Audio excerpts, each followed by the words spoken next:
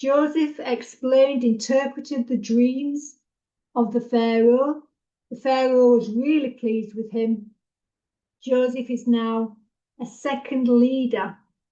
First it's Pharaoh, and then Joseph is the second leader, commander of Egypt. And Joseph gets to building some storage containers to keep the food for when there's the 7 years of famine.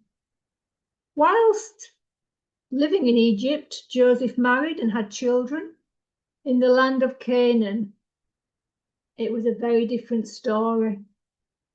When it was the 7 years of hunger throughout the land, Joseph's father, Jacob, and all his brothers were very hungry. Now Jacob came to hear that there was plenty of food in Egypt because Joseph had stored the food.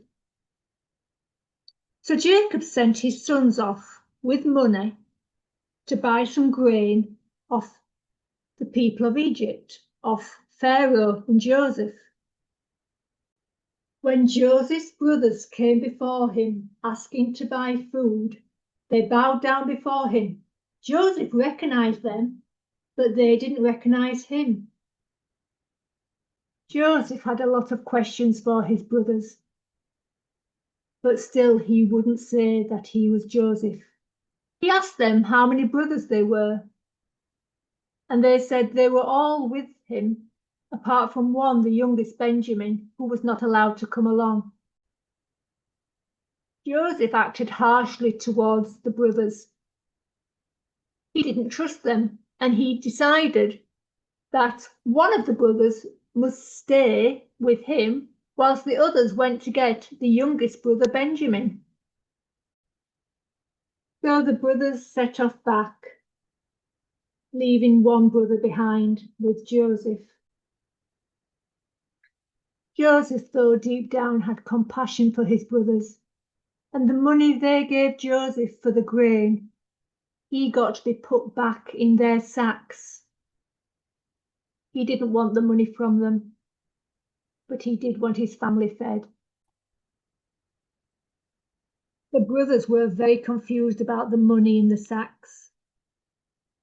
They were afraid that because of them selling Joseph into slavery, some terrible things were now going to happen to them. It deeply upset Jacob when the brothers returned from Egypt to know that they could only go back for more food if they took Benjamin with them. So Jacob agreed, and Benjamin returned to Egypt with the brothers. When the brothers returned with Benjamin, he was so overcome with emotion and wept on seeing his brother Benjamin again. Joseph gave his brothers a meal, and they all had a good time together, but he still did not let them know that he was Joseph. The brothers were still afraid, though, of Joseph. Now Joseph was going to really test the brothers. Joseph told his servants to take his special silver cup and place it in the sack of grain that belonged to Benjamin. Joseph said to his servants, "I've sent my brothers away. This time, I want you to follow them and catch up with them and stop them and say to them, somebody has stolen the cup of our leader Joseph." So Joseph's servants caught up and stopped Joseph's brothers on the way back to the father, asking who had stolen the silver cup. The brothers were greatly confused because they thought nobody would dare steal anything from Joseph. Of course, the cup was found because they'd planted it, the servants, in Benjamin's sack. The brothers were terrified what Joseph would do to them when they returned back to his house. I cannot trust you. This is what's going to happen. Benjamin will stay here now as my servant forever, and the rest of you can go back to your father in the land of Canaan. One of the brothers, Judah, pleaded with Joseph, please, please, let him go back. This child is loved by our father. His own brother is already dead. I promised that I would bring Benjamin back. This would kill my father if I don't return Benjamin back to him. Please, please, let me take Benjamin's place and be your servant. After hearing Judah's plea, Joseph became very emotional and began to weep, cry. I am Joseph, he declared to his brothers. The brothers were in shock. They could not speak. Joseph told his brothers not to feel guilty, that they had once sold him as a slave. This was all God's plan, said Joseph. God turned evil that you did to me into good. Because of what happened to me, I became prosperous. I have done well in Egypt, and now I can save you, my family, from sure starvation. This famine is going to last a bit longer, but I can provide for you. You will not go hungry if you come and live here with me. Now go and bring my father back with you. You can all live here now in the land of Egypt. Nothing to worry about. So the brothers returned to their father, telling him that Joseph was alive. Jacob, who was also known as Israel, was joyous. His heart leapt. His life now was not one of mourning. He would see his son again. Just to see him alive means that I will go to my deathbed happy, said Jacob. So the brothers set off back with their father to go and live in the land of Egypt with Joseph. Jacob and Joseph hugged each other and wept.